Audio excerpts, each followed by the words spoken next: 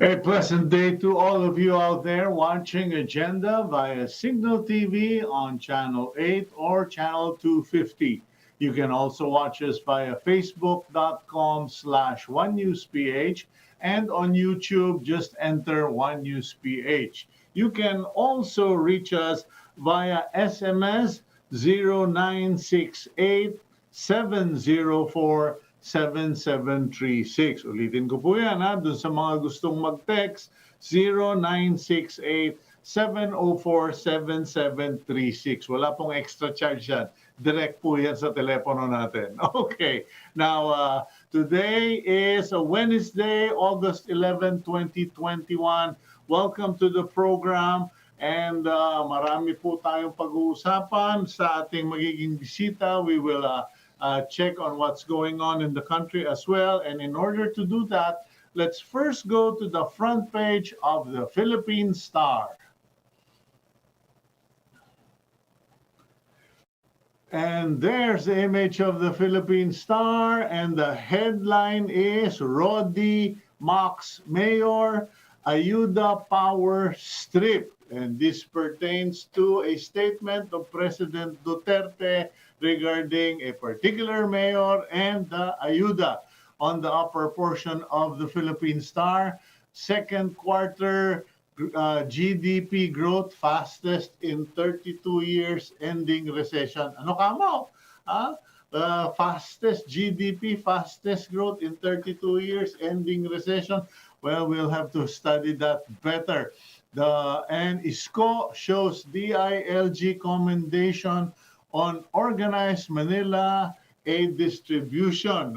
We'll comment on that after we read the news. DOH wants vaccination for minors shelved. Gusto ng DOH tigilan itong suggestion na bakunahan yung mga 13 to 17 below. You will see that picture full capacity for COVID patients. Yan po sa St. Luke's yan. St. Luke's is essentially St. Luke's Medical City, and many hospitals have been saying we're full. Medyo, so warning to everyone, try not to get the COVID variant, get vaccination, because you will be begging to get admitted to a hospital if you get COVID. Metro mayors ban outdoor exercise during ECQ. Ako, isa pa po yan. Expert, Delta manifested by sneezing and allergic symptoms. Okay? Ito, isa pang masamang balita, Hong Kong rejects Pinoy vaccination cards issued by local government units. Eh nako, yan ang sinasabi natin, 9 billion fund anomaly in special risk allowances bared. Okay. And as far as COVID-19 cases, 8,500 something na lang po as of yesterday. So, medyo we are averaging at the 8,000 mark. Okay, let's go to the stories behind the front page. President Rodrigo Duterte mocked a Metro Manila mayor and removed the local government's power to distribute cash assistance or ayuda. Duterte even ordered DILG and DSWD to take charge in distributing ayuda in a certain LGU. He said the LGU's mayor, who he did not name, is poor at organizing pandemic responses. Many believe that he was referring to Manila Mayor Isko Moreno, but Moreno assured Manileños last night that ayuda distribution will still start today. Nako po, yan pong issue na yan ay pinapatulan na ng marami, umiinit na at maglilihab na. Well, the thing about it is be careful to those who think they're doing the right thing. Kasi alam niyo po, yung pamimigay ng ayuda, from what I have heard from local government officials, barangay officials, some have even told me, ay Cito, sa kanila na laang. Kasi pag kami ang pinagdaanan ng ayuda, sasabihin ng iba, ninakaw namin pag hindi sila nakatanggap. Sabi naman ng iba, nasa na yung ayuda, etc. So I think President Duterte should be careful about this particular issue. And I have him in mind when I chose today's Bible verse. But as far as that story goes, it is still not clear whether or not the president is pertaining to Isko Moreno, Mayor of Manila.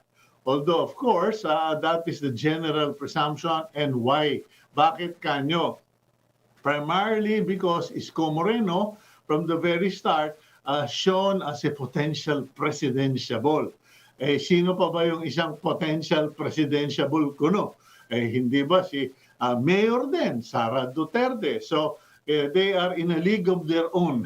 Sila-sila lang ang puro presidentiable.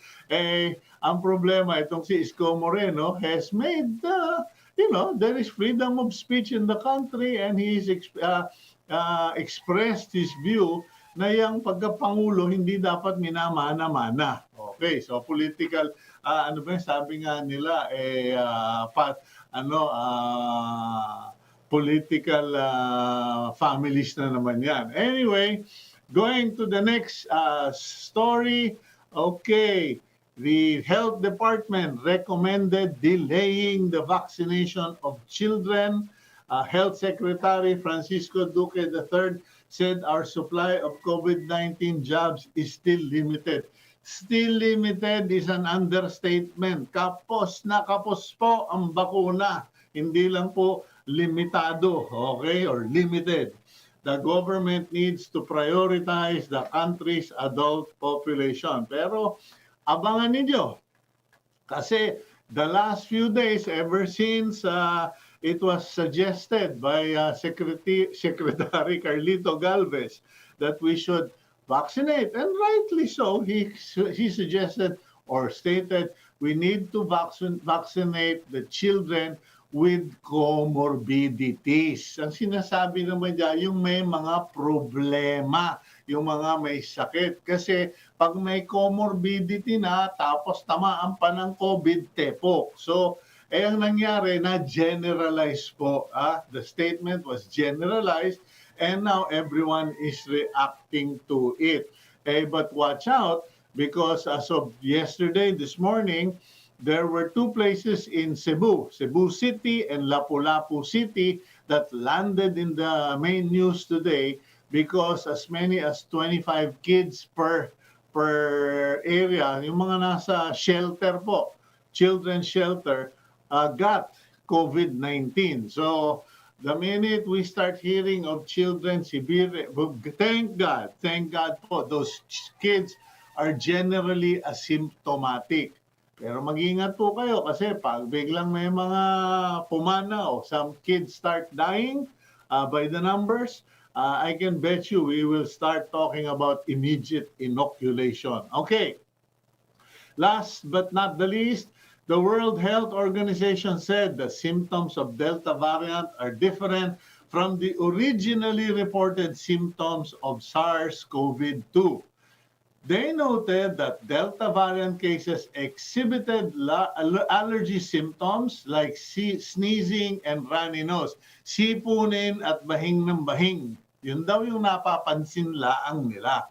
Aside from this, Delta variant patients usually do not experience loss of smell and taste because generally the first signs is that you lose your sense of smell, wala kang maamoy, at sense of taste or wala kang malasahan.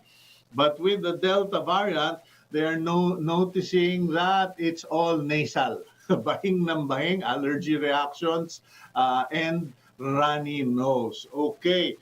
And I just want to go back to that small box in the front page of the Philippine Star, which may seem like small item now, but will become a major issue in the coming months or next year, which is the issue of vaccination cards. May sinulat po ako sa column ko, itong not all vaccination cards are created equal. Ngayon, in Hong Kong, they're saying unless you can come up with a single source vaccination card to prove you have been vaccinated, you're going to have to undergo vaccination in Hong Kong and quarantine for 21 days in a hotel that they will designate. Nothing wrong with that, but the problem is if you've been vaccinated like today, the thinking is you cannot be vaccinated for at least 6 months to 1 year. Paano kung na-deploy ka doon or madi-deploy ka pa lang, so stop deployment po tayo. Sabagay, di maghanap sila ng katulong. Kung may mahanap silang katulong dyan sa Hong Kong, baka dumating ang oras sila na murahin ng kapwa nila tiga Hong Kong dahil walang katulong. But it calls the attention of the national government regarding one-source vaccination card kasi yung DICT natutulog pa rin po sa pansitan. Okay? Even Congressman Ronnie Ong has criticized them for singing Silent Night in the time of pandemic. Wala pa tayong masabing matinong Wi-Fi for our children, contact tracing, etc., etc. Tapos sa kanila pa binigay itong vaccination cards. Okay, just to point that out. Okay, the quote of the day comes from the Bible, the book of Psalms, chapter 1, verse 1 to 3. Yan, basahin ninyo. Basa. Blessed is the man who walks not in the counsel of the wicked, nor stands in the way of sinners, nor sits in the seat of scoffers, but his delight is in the law of the Lord, and on his law he meditates day and night. He is like a tree planted by streams of water that yields its fruit in its season, and its leaf does not wither. In all that he does, he prospers. That is Psalm 1, verses 1 to 3. Ngayon, tanong nyo, Cito, anong kamong sinasabi mong you chose that for President Duterte? Well, alam nyo po mga kaibigan, some of you might know that my father is none other than Luis S. Beltran or Louis Beltran, si Mr. Straight from the Shoulder, Brigada, etc., etc. No? And alam niyo po, marami na akong napanood, nabalitaan, nadinig ng mga kwento ng mga presidente. I have heard many tales, stories about presidents and leaders, CEOs, who unfortunately were misled, ill-advised, or given the wrong solutions by people who were either had vested interest o kaya may isang taong galit sila na nakita, napansin ng kanilang amo, sinulsulan yung amo nila. In other words, leaders will always listen to many voices. The problem is when a leader cannot distinguish. Wag na po natin siya pag-usapan. Let's not talk about whether you're on my side or their side, whether you are yellow or you are blue or red or whatever.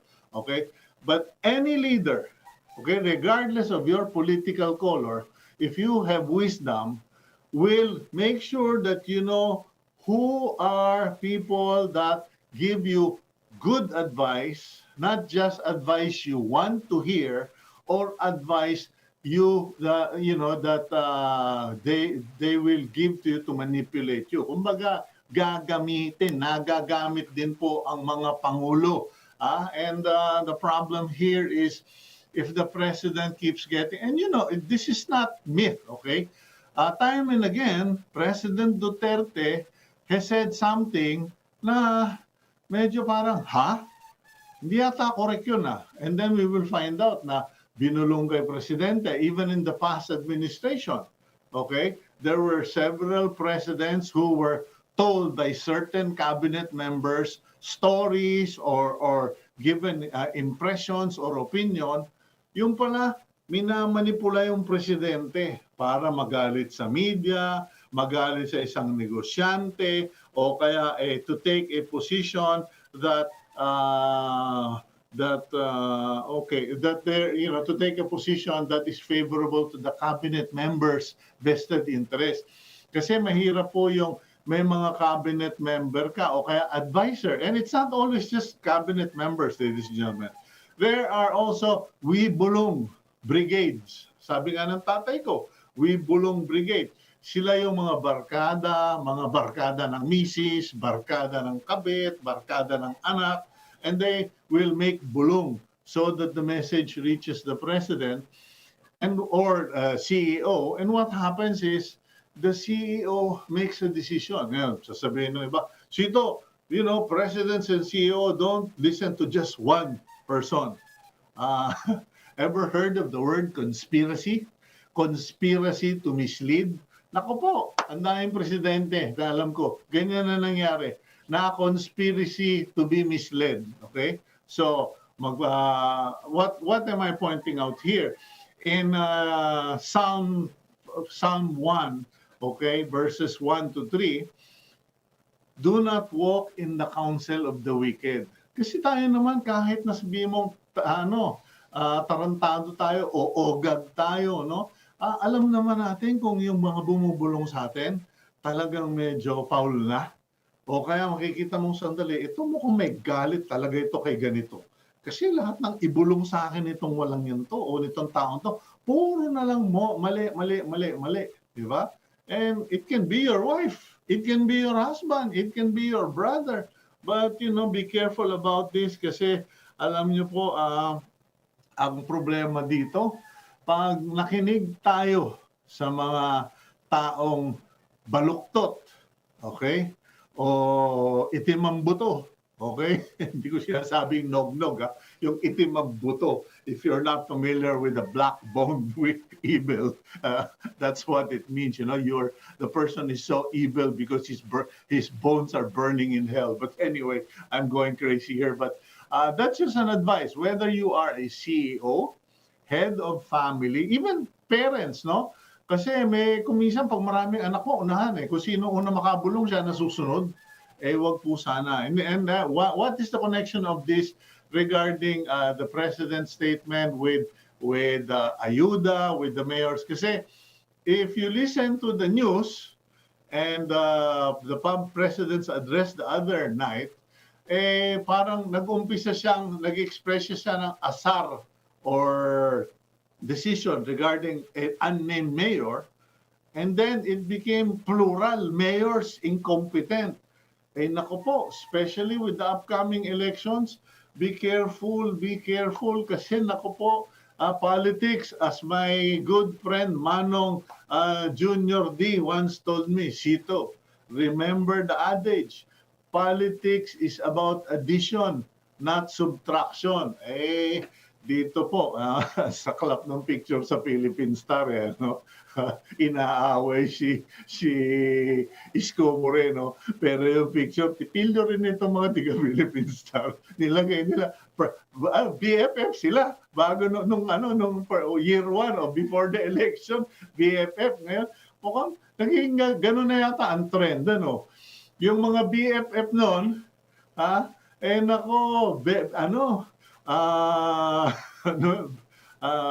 have to think of something for the word be, pero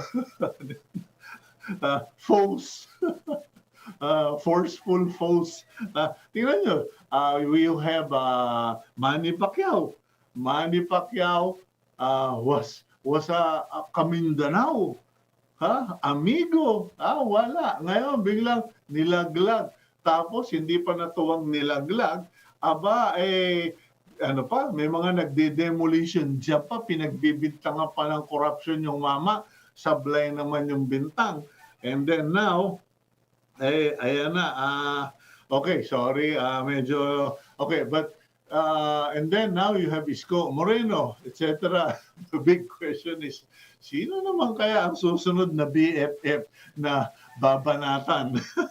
Okay, let's go to our first guest for today. Pasensya na kayo. Kayo ba'y mahilig kumain ng gulay katulad ko. Okay? Kasi medyo ulan ng ulan, pagkatapos meron pang COVID-19. Ano na kaya ang nangyayari sa inyo dyan sa Metro Manila?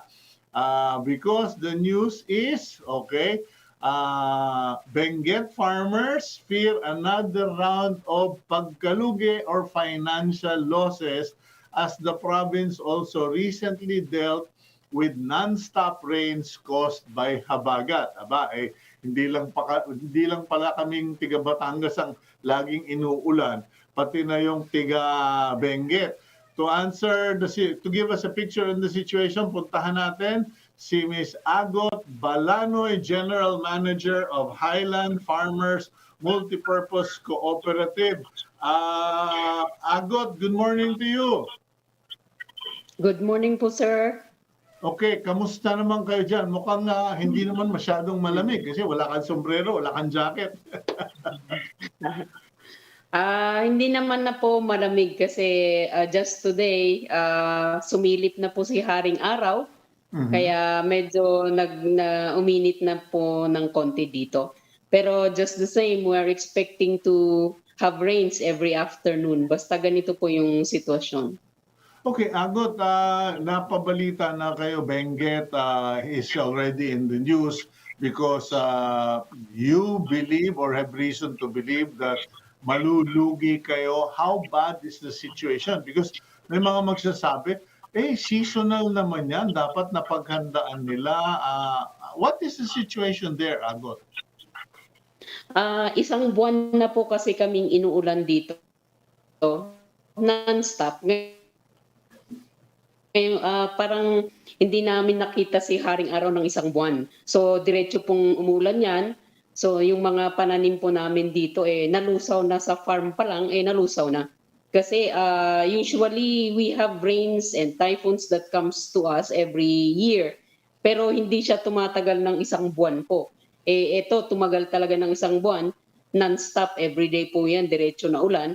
Kaya yung mga soils nga dito po, sir, naging loose na kaya maraming mga landslide and may flooding na rin dito sa La Trinidad Valley where the strawberry farm is. Nagkaroon ng flooding, talagang na-flood yung mga strawberries and yung mga farms naman sa mga mountainous areas talagang nalusaw po. Okay, now, iba yung malusaw compared to malugi.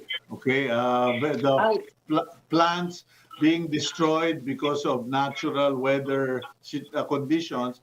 But in terms of financial losses, gaano ba kalaki ang lugi ninyo?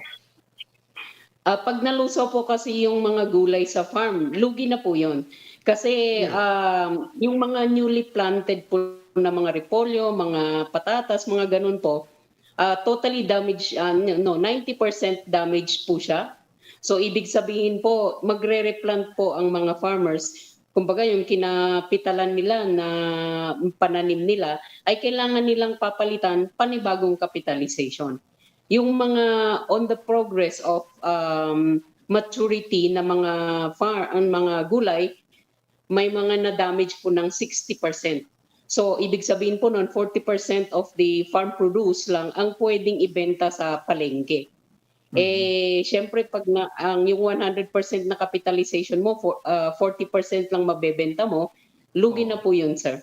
Agot, ganun po ang ng lugi. Yeah, pero mga magkanong pinag-uusapan natin dito, Agot? Kasi pasensya ka na, no? Medyo curious ako talaga para ma-appreciate ng tao. Kasi ang tao naman dito sa lowlands, pag mahal ang gulay, angal. Pag walang gulay, angal. Pero hindi nila naintindihan din yung cost sa inyo at saka sa hirap. Ang cost of production po ng patatas, for example, per kilo is 25 pesos per kilo. Ang repolyo po, 15 pesos per kilo. So as of August 7, yung data po ng Department of Agriculture po dito, all over Cordillera, 51 million na po yung damages sa agricultural croppings alone. And we are expecting na tataas pa po yan kasi yung August 7 kasi hindi pa po yun updated. But as of now, marami na po sigurong pag na-update po yun, mas lalaki pa po yun. Okay, kaya now, So yung po, yung mga gulay po natin, ganong totally na nasira yung mga bagong pananim, we're expecting na magiging mas mahal po ang gulay in the coming months. Okay, as of August 7, the people of Cordillera have lost 51 million kamo, correct ba? Yes po, sa agricultural produce po yan. Sa agricultural produce. Now, it's already August 11, so medyo sigurado madadagdagan. But the question is, in terms of supply, kasi apektado ng COVID, quarantines, gate, mga checkpoints, in terms of supply, gaano ang magiging impact? First of all, dun sa ECQ po sa Metro Manila, we are happy to say din na wala pong masyadong effect yung ECQ kasi salamat din po sa lungsod ng Maynila through Mayor Isko Moreno, meron po siyang pronouncement na exempted po yung mga night market. Kumbaga, kahit may ECQ, tuloy pa rin yung operation sa mga night market. Tapos yung mga consumer buyers, they were given passes po para makapamili pa rin sa palengke. So hindi masyado pong nakaapekto talaga yung ECQ. At yung mga pagta-transport naman po ng gulay ay true and true. So wala po kaming problema sa mga checkpoints. Ang talagang sa pagdi-distribute at pag-transport ng gulay, ang talagang problema po namin ay yung effect nitong habagat. So yung sabi ko nga po, dahil marami pong mga nasirang gulay, we expect na yung supply natin ay mababa, and for the next coming months, magiging mahal ang gulay. Kasi talagang yung mga newly planted na supposedly maha-harvest next month or the next month, ay nangagsira po lahat. So ang mga farmer ngayon, they're working on rehabilitating their farms, and nagre-replant po talaga sila para makahabol ng schedule, because especially December, alam po natin na peak season po yun ang hahabulin talaga ng mga farmer. Okay, from the normal supply, sabihin mo na 100%, ilang percent ang mawawala sa madideliver ninyo sa lowlands or sa Metro Manila lang ba ang sinusuplayan ninyo? Actually, yung gulay po ng Cordillera umaabot as far as Jensan, Palawan, sa south, and then sa north, sa Batanes po. Aba, Ganun po paano mangyayari dyan, Agot? Mamimili na lang kayo kung kanino nyo papadala, because how many percent ng supply ang mawawala because of habagat? Pwede po nating masabi yung 50% talaga, sir. Kaya makikita po natin sa wholesale rate pa lang ngayong araw na to dito. Ang repolyo po, umabot na po ng 100 per kilo. Tapos yung carrots po natin, 75 per kilo. Yun na po yung pinakamataas. That's the wholesale rate here. So, yung patatas ang pinakamababa, which is 23 to 28 pesos per kilo. So, yung sinasabi po ninyo na paano kung Manila lang ang bibigyan, hindi naman po. Parang madidistribute pa rin evenly as long as there are buyers coming from here, from the main markets, yung mga key markets natin dito sa Pilipinas, makakabili pa rin po sila, but the volume might be lower. Ganun po. Kung may biyahero, tsaka magiging seller's market na. So far, everyday naman po na umaakyat yung mga buyer. Dangan nga lang, dahil mahal ang gulay, yung iba nagbabawas ng volume.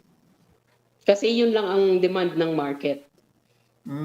Okay. Now, matanong ko lang, Agot, wala pa ba kayo, and sorry ako naman, I confess, no, I publicly admit, I am ignorant of how you do things dyan sa Cordillera as far as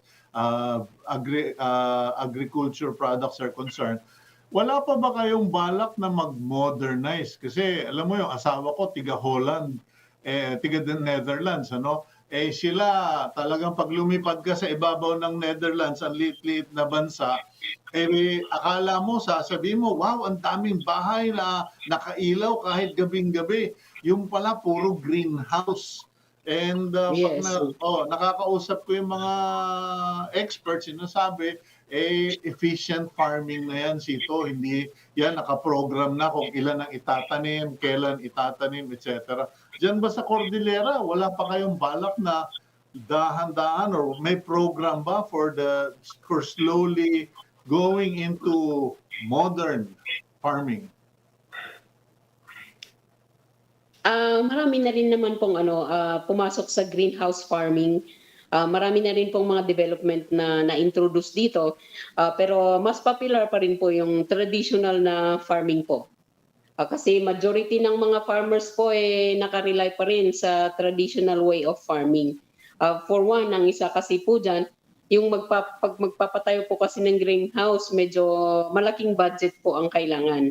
Actually, sa ngayon po sa Poli, ang nabibili yung mga tumubo sa greenhouse, yung mga hindi masyadong dun sa open field, hindi masyadong nabibili or nabibili man, mababang presyo na po. Pero actually po, pati yung mga naka-greenhouse ngayon because of yung continuous rain na hindi rin uminit dun sa, hindi man naulanan yung pero parang kumbaga nagkaroon ng soot ng mga yung dun sa mga gulay sa loob ng greenhouse. So hindi rin siya excellent na quality, pero at least may mga na-harvest pa rin kasi may mga naka-greenhouse na. Pati mga bulaklak dito po naka-greenhouse na rin, pero not all. So say for example, sabihin natin sa 100% na farmers, baka it's safe to say na mga 20% lang ang naka-greenhouse. And it is yung ideal po na picture dyan dapat in every farmer meron siyang kahit isang maliit na greenhouse para yung supply ay continuous kahit may ganitong tag-ulan. Wala pa bang program na gano'n ng Department of Agriculture, Agot? Meron po, sir, they've been distributing, pero we have in Benguet alone we have 150,000 farmers. So that's a lot na bibigyan nila. Yeah. Pasensya ka na, Agot. I'm really pushing for that. Not because bilib ako masyado sa modern. Kasi natatakot din ako para sa inyo dahil maraming areas dyan sa norte in the uplands are declared danger zones na. Tapos yung farming natin na-destabilize na yung topography. So talagang kailangan paghandaan na natin yan kasi lahat tayo apektado, ang income nyo apektado, ang environment apektado, at saka siyempre kami rin sa lowlands apektado. Last question ko na lang, Agot, kamusta ang wastage sa vegetable or domestic agriculture? Kasi yun yung laging pinupuntirya na sobra naman kasi sipag magtanim ng mga tiga-Cordillera o sa uplands. Nasosobrahan tuloy ang produkto at natatapon lang marami.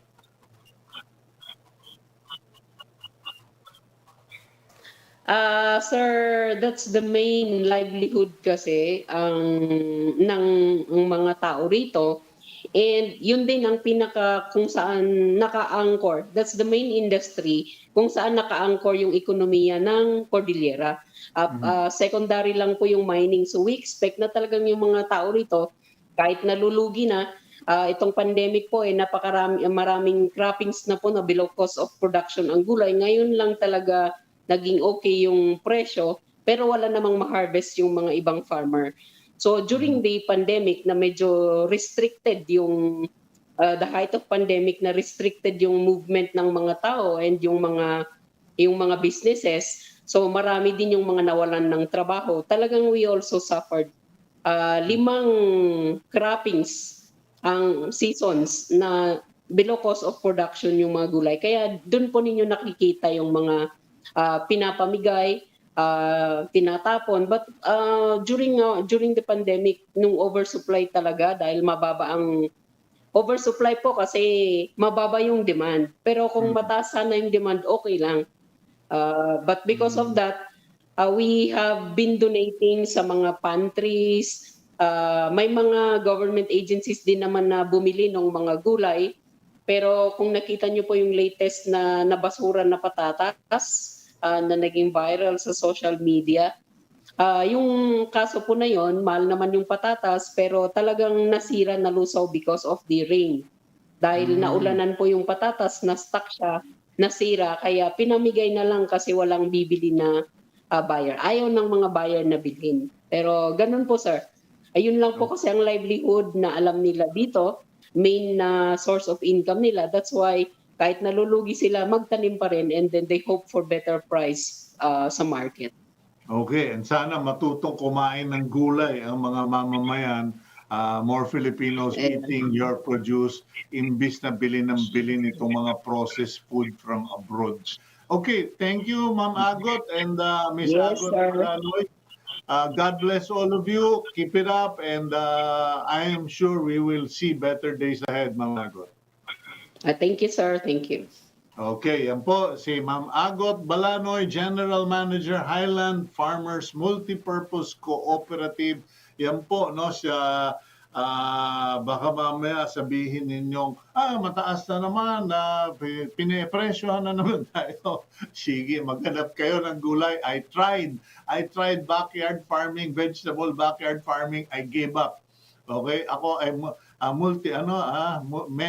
multi-time loser sa backyard vegetable farming kasi totoo, upakan ka ng uod, ng caterpillar, ng langgam, ng galang manok, lalakaran ng aso, pagkatapos lulusawin ng ulan o susunugin ng araw. Ay, ewan, bili na lang ako sa kanila, Ma'am Agot. Okay, we'll go for a break. When we return, let's go to our next interview, Congressman Rufus Rodriguez of Cagayan de Oro, and let's get an update pati na yung dun sa mga maraming issue na kanyang nasasakupan here on Agenda.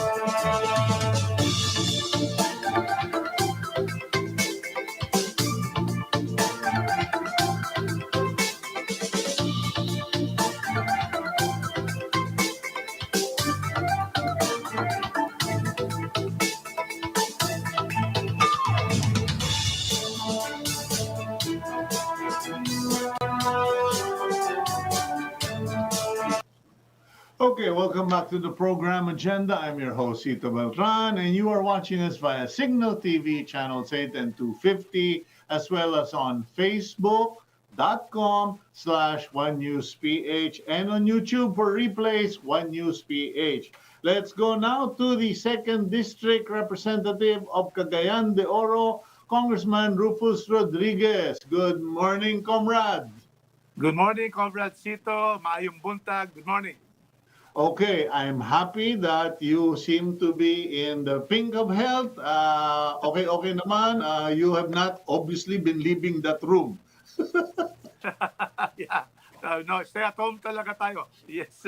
Okay, same here. I would rather talk to chickens than people right now. Yung chicken, sipon lang ang makukuha ko. Yung tao, baka ma-COVID pa ako. Anyway, Congressman Rufus, you have been in and out of the headlines.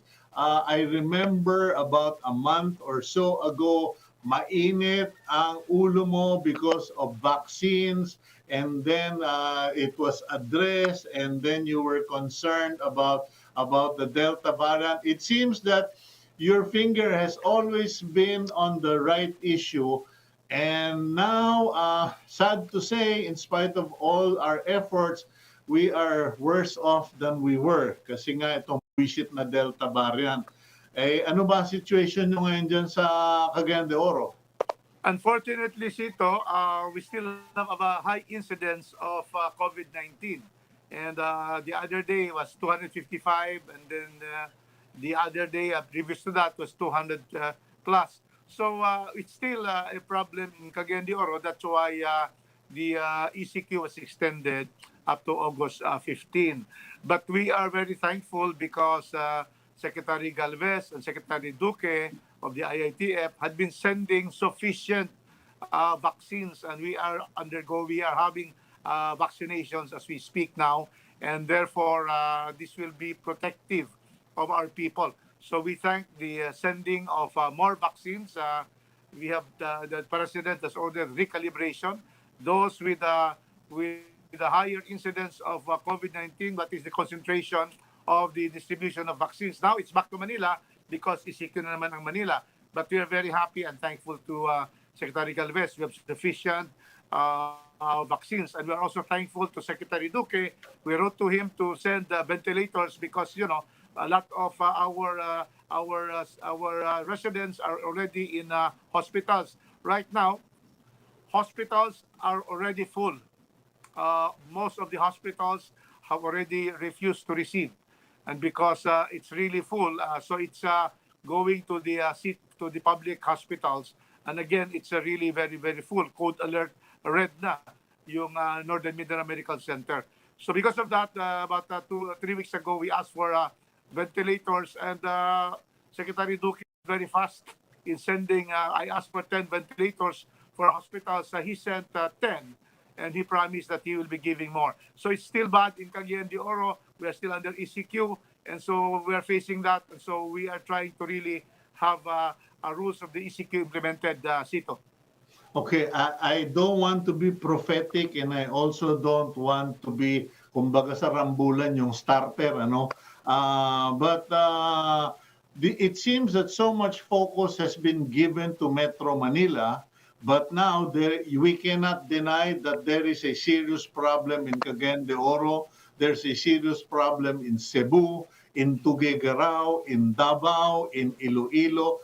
So much so that some people have been talking about the possibility of a nationwide lockdown, whether you are in crisis mode, code red or not. Eh may mga nagsasabing malamang mag-ECQ na tayo nationwide, or else we will be like Indonesia. What is your appreciation of this situation? We have to really go place by place. We cannot lock down the entire country, Cito. It will be really devastating for people, because when you have lockout and ECQ, you're supposed to stay home. You cannot work. Then there will be closure of many establishments.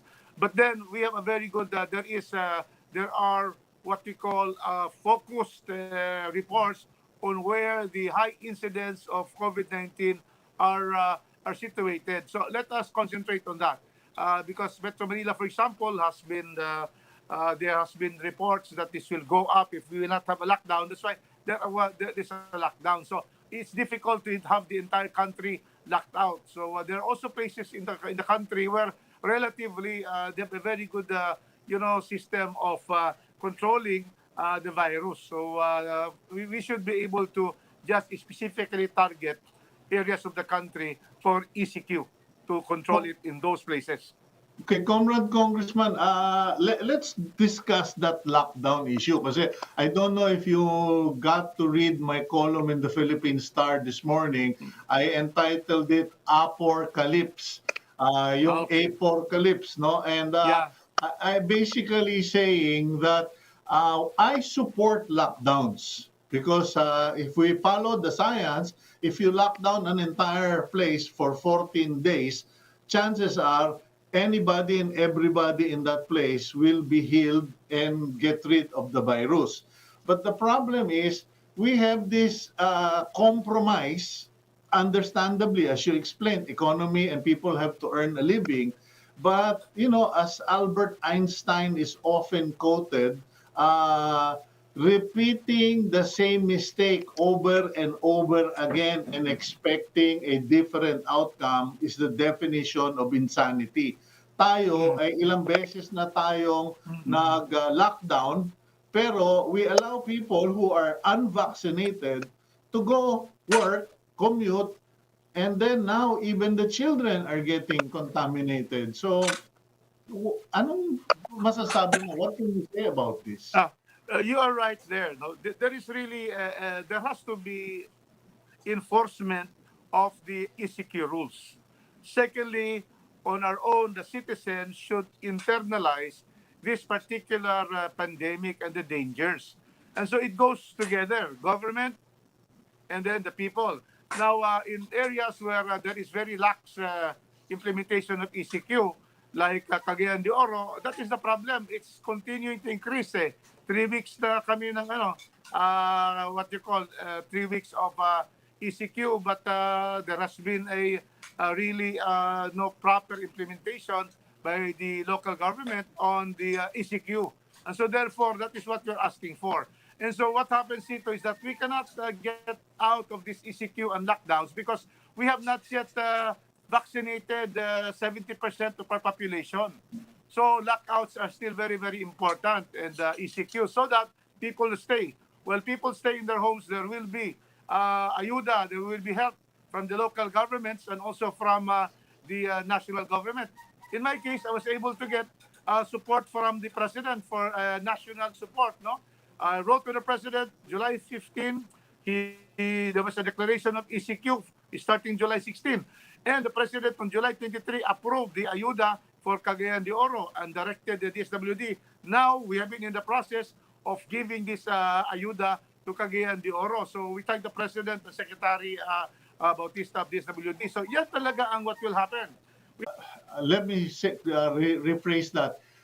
Do you agree that people who are not vaccinated should not be given APORs or should not be considered as APORs or authorized persons outside the residence? We cannot enforce that, Cito, because some families, all of them have not been vaccinated. Because very, very low rate, we only have 12% of our country, of our population, having the first dose. So we cannot do that. It will be unfair because we were not able, the government was not able to give immediately a lot of vaccine. It took so much time. So therefore, we cannot. Okay. They have to be allowed. Otherwise, what will happen to the family if they have not been vaccinated? You're correct there. Alam mo, you're correct there. And I know you're a excellent lawyer. That's why I am leading the witness. Ika nga, no? You are my witness. Kasi I want you to read my column this morning and bring it to the attention of the president. Kasi, maybe it's divine inspiration. I realized I don't think we have a standard operating procedure or a plan regarding lockdowns. We have disaster management plans for earthquake, for typhoons, etc. Pero wala tayong plan or program for lockdowns. And therefore, pag biglang may nakaisip or nagsabing we need to lock down, wala tayong pera, nagtuturoan kung sino may trabaho, ang daming pumapapel, ang daming nagpapa-interview, tapos pag biglang may 5,000, 7,000 na nag-rush to vaccination centers, we start screaming fake news and politically motivated. Well, Cito, the situation is lockdowns are really implemented by the local governments with the assistance of the national, for example, the PNP is always there. No, that's a national, national police. So what happens is that there can be no general rules. There is a general by the IATF. That's correct. In ECQ, these are the people stay at home. These are the people who can go out. Yeah. These are the establishments that are still open partially, and there are also to be closed. Nandyan yan sa ECQ rules. Mayroon din rules sa ECQ, MECQ.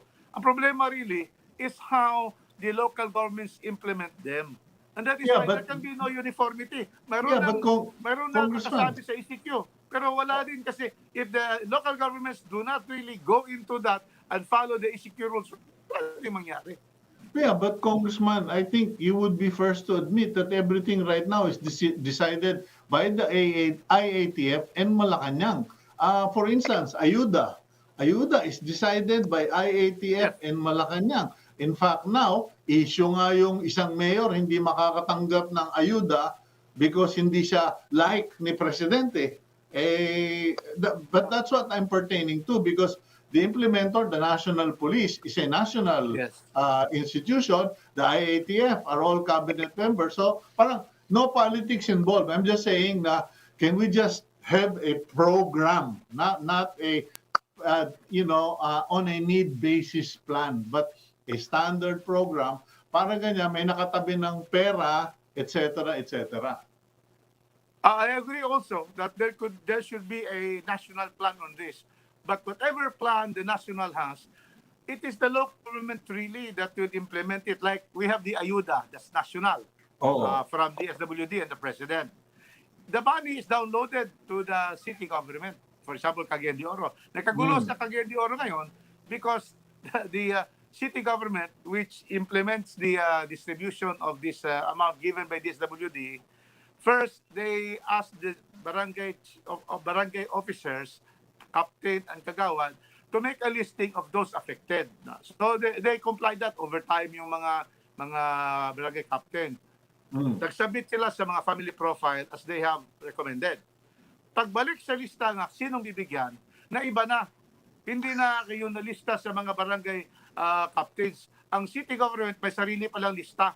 They did not follow the list of the barangay officials. So nakagulo na. Kasi nalista na yung mga tao who are affected. And then, wala. So therefore, that is a problem now in the implementation of the national support because the city government, Cagayan de Oro, had not appropriated funds to give ayuda to Cagayan de Oro even if there were 3 weeks already. July 15 pa ang ECQ. The problem is, under the IATF, the first responders of an ECQ are of course the local governments. They will have to give because it will take time for the national. That's why for us in Cagayan de Oro, it took 3 weeks to be able to distribute. Now, city governments should have done that, but they have not. They have not appropriated funds. They have not distributed food to our hungry people who are under ECQ in Cagayan de Oro. Okay, let's go for a quick break, Congressman. And when we return, Comrade, we will ask you about yung, I heard you went ballistic when some of your fellow congressmen declared they're going to investigate Okta research. Baka naman nalito lang sila, baka gusto nilang investigate Octo Arts para makilala yung mga artista. Okay, anyway, we'll go for a quick break. We'll be right back here on Agenda.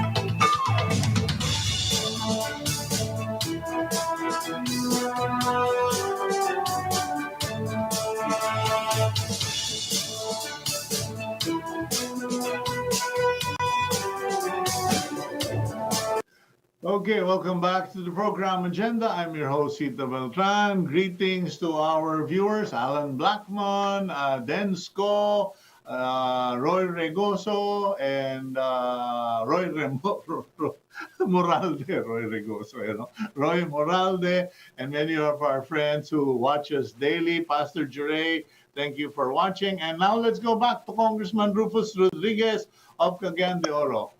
Congressman, kasi naging joke na nga yung tungkol sa Okta Research and Octo Arts, sabi ng mga pilyo. Baka naman gusto nila, akala nila Octo Arts yung naggagawa ng mga forecast na yan, kanya sila na-alarm. Alam ko, yung Octo Arts mo is a well-known, respected recording talent management company. Anyway, Kung, ano ba yan? Ano ba yung gustong palabasin ng mga kaibigan natin sa Congress? They are our friends. They are friends, of course. And I'm just, surprised why we are investigating Okta Research Group. No? The resolution states that they will scrutinize, first, qualifications. Number 2, research methodologies. Number 3, the partnerships with Okta, with other for other persons and other entities, and for compositions. So I researched of this because I would like to really comment because I have seen how Okta has been quoted by the national government. Their data had been used also by the national government, and I researched and who are the people under who are running Okta. Well, we have very distinguished scientists and academicians. We have Dr. Guido David. He is a professor of the Institute of Mathematics. We have Ranjit Rai, who is associate professor on the Department of Political Science, Purito UP. Then Dr. Michael T. of UP Vice Chancellor of UP Manila. And then from UST also, we have experts, molecular biology, Professor Reverend Father Nicanor Austriaco, who is on loan, who is having a in UST visiting professor from Providence College in the US. And we have also Bernhard Egwolf, who is a professor in UST on mathematics and physics. And so if you look at qualifications, dyan pa lang mismo, we see that these are people who are very, very qualified to study the situation of COVID and to make recommendations. So clear. Now, research methodologies. Now, what does the congressman know about research methodologies? These issues of research methodologies should be a debate among peers. No, they have their own conferences. So debate on how is this done. Now, for us to be studying, ano ba ang tama dito? We will only be confused in Congress because we are not scientists. We are not academicians who are really going into. So these are something that is not within the competence really of Congress, because when you have an investigation, Cito, it's always in aid of legislation. So what do we want? Do we want a bill that will say, for COVID pandemic, this should be the methodology? So, Comrade, a quick question na lang because we're gonna run out of time. In Okay. aid of legislation, which Yeah. comes first, the chicken or the egg? Kasi the thinking is we will investigate so we can come up with laws, or we Right. are planning to come up with a law, so we need to investigate further. Chicken or the egg? Which one is it?